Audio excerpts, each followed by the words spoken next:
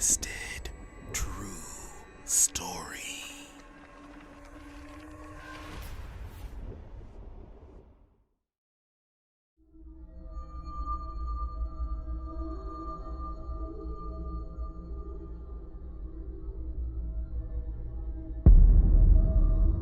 Sunny Hills Luxury Apartments is the apartment community that I had lived in after moving from Daytona Beach to Seattle, Washington 4 years ago. I just love how apartment communities call themselves luxury when it's more like slum. It should have been called Sunny Hills Slum Apartments, seeing how crappy they were. At least 90% of the tenants who lived there were very questionable looking people. People who stayed in during the day but came out at night doing odd things in the dark, thinking no one can see what they're doing. If you've ever lived in an apartment community such as this, you know exactly what I'm talking about. If you haven't, consider yourselves lucky and also warned. By the way, if you're moving to a state that you've never been to before and know nothing about it, it's best to at least visit there first before moving there. Because, take it from me, it was the biggest mistake that I ever made. A mistake that almost cost me my life. And by the end of the story, you'll see why. Anyways, I lived on the 4th floor of the building, the last apartment on the left, which I preferred because I only had one neighbor next to me and another across.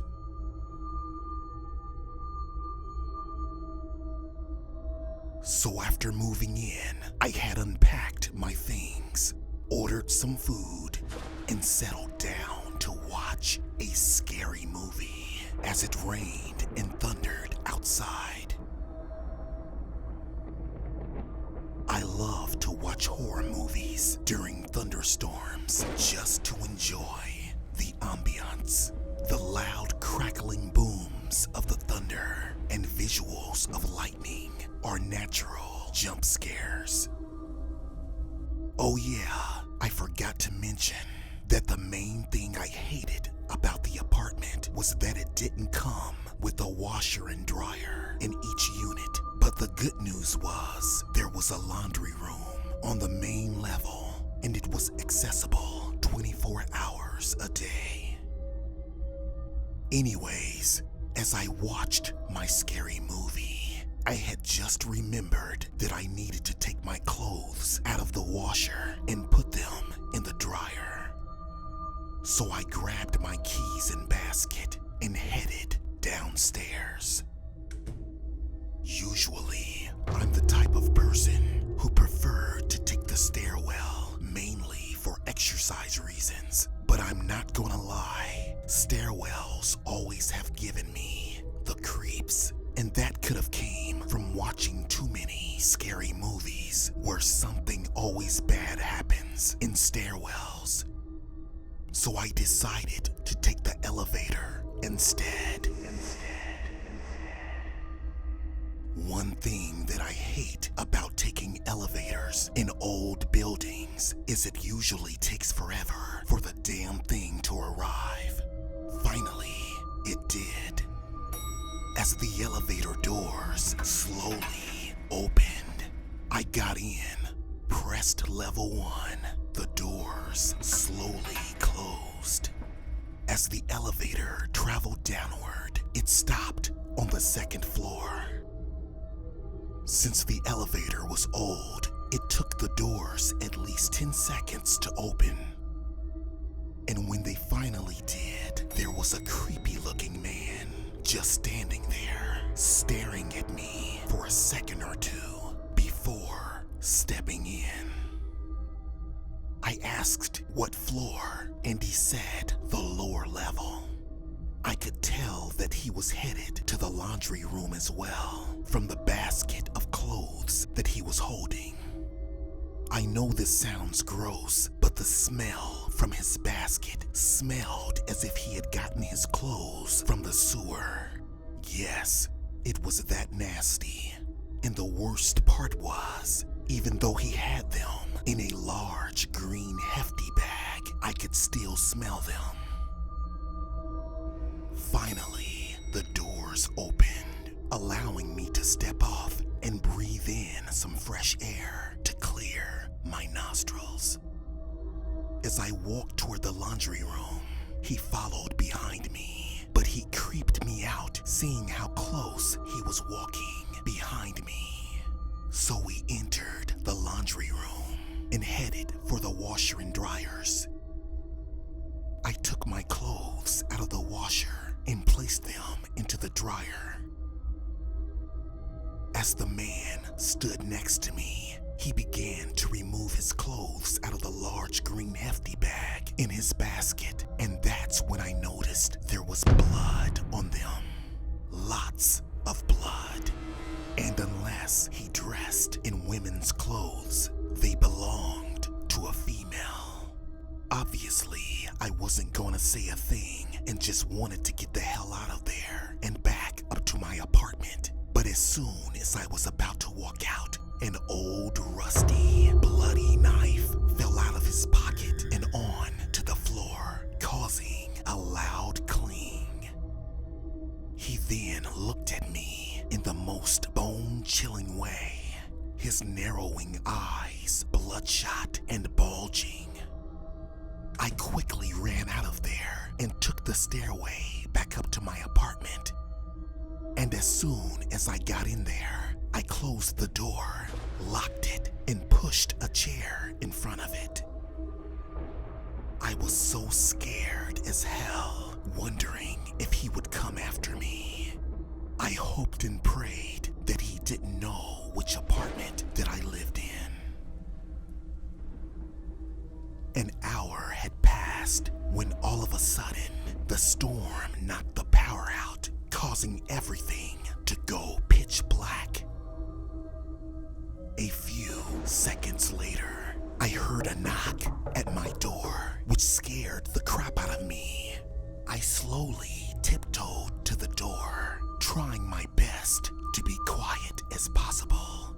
But then I looked out of my peephole. It was so dark, but I could tell that it was a man by his silhouette. So I asked who it was, but they were mute. So I waited for at least 30 minutes, hoping and praying that he was gone. Then I slowly opened the door cautiously. As I looked to the side of me, there he was, the man from the laundry room, just standing there in the dark. I was so scared that I couldn't even move, and it felt as if I was gonna have a full-blown panic attack. You're not gonna tell what you saw, are you? If you do, you're fucking dead, he said in an angry, sinister tone. I then shut the door quickly, locked it, then pushed the chair back in front of it. I didn't know what to do at that moment. Normally one would call the police, but given that I was so scared and not thinking straight, I called the apartment manager instead and told him everything that had happened. The next day, the manager called the cops and the man was arrested because after searching his apartment, they found out that he had murdered his wife, and it was her belongings that he was washing that night. After killing her, he had placed the body in a wooden trunk that was located in his closet that he was hiding. And by judging from the shovels that they had found in the trunk of his car, it was obvious his plans was to bury her. Even though it It's been 4 years, and I've since moved back to Florida in a house this time. I still have nightmares about it, and I refuse to live in an apartment ever again.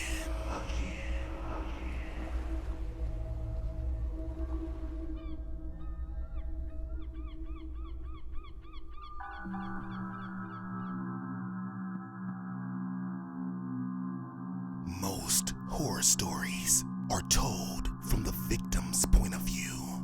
But what about us villains? I think it's time for us to tell our stories as well, don't you think? I was the owner of one of the newest apartment communities here in Chicago, Illinois. It's an upscale apartment community where the tenants have to earn at least $1 million per year. We had tenants from young to old, and to be honest, most were snobby, stuck-up, rich assholes who were always in competition with one another, trying to see who can buy the most expensive cars and outdo one another. But to be fair, there were also some pretty cool tenants as well. Not to be a hypocrite or anything, I came from a wealthy family as well. As a matter of fact, as part of my inheritance from my dad, when he died, he left me the apartment building as well as a couple of million in the bank. But due to bad investing and gambling issues, I was on the verge of losing everything that I owned. So I was in a desperate need of cash, and I needed it fast. One of the most wealthy tenants was Mrs. Watson, a 40-year-old widow who became rich by suing McDonald's after one of their employees threw a hot cup of coffee in her face, which left her with severe, ugly burn scars on her face. This was a huge blow to her modeling career as a runway fashion model, one of the top models in New York City. Luckily, she was able to get most of the scars removed, but still, her self-esteem was ruined as well as her trust of anyone. I saw this as an opportunity to get rich. It was simple. Make her fall in love with me, marry her, get her to put me in her will, then kill the bitch and get the money. It would be as easy as taking candy from a baby. After only 2 months of dating, as well as whining and dining her, I asked her to marry me, which luckily for me, she said yes.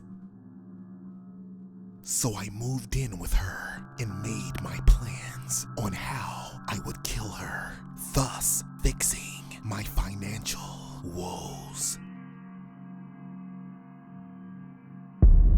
One night, I planned a romantic dinner, which included my plan to kill her. I would put poison in her drink, a poison that was known to stop the heart. My sister was a doctor, and all I had to do was steal some medicine from her called Exicon, a medicine that can stop the heart. So one night, I broke into her office and stole it. Anyways, back to our dinner night. After dinner, she said that she had to go to the bathroom to freshen up, so I quickly poured the poison into her glass of champagne and waited for her to return. After about 10 minutes of waiting, she finally returned. So I made a toast that we would be together forever. But then, out of nowhere, I had received a business call that I had to take. I got off of my call. I told her that I had to go downstairs to my office and would be back in 30 minutes. 30 minutes later, I finally returned and was ready to make that toast. To us, sweetheart, may we be together for all eternity, I said. Cling went the glasses. Then we drank down our champagne. It was all just a matter of time, and she would be dead in minutes. But then, all of a sudden, out of nowhere, I started not to feel well, and everything looked fuzzy.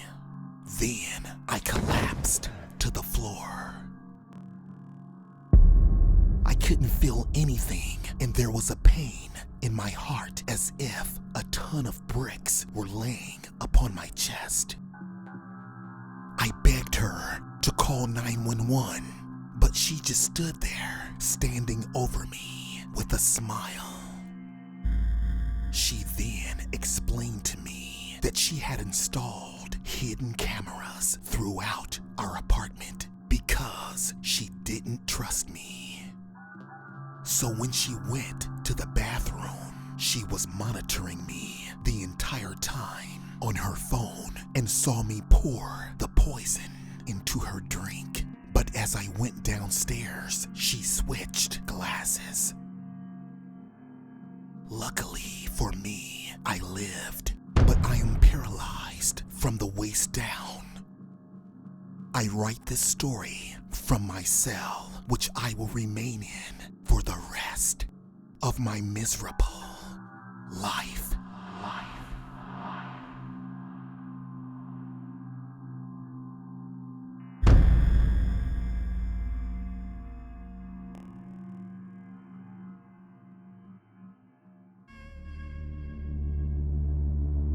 Do you believe in ghosts?